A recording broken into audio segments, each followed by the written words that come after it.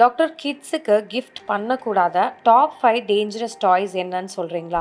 5 dangerous toys பற்றி சொல்கிறேன். அதுக்கு முன்னாடி உங்கள் கிட்ஸுக்கு அடிக்கடி டாய்ஸ் வாங்கி கொடுக்குற அங்கிள் ஆண்டிக்கு இந்த வீடியோவை ஷேர் பண்ணுங்கள். Number 1, toys with button batteries. எந்த டாய்ஸ் வாங்கினாலும் அதில் உள்ள பேட்டரி கம்பார்ட்மெண்ட் ஸ்க்ரூ வச்சு டைட் பண்ணியிருக்கான்னு பார்த்துக்கோங்க.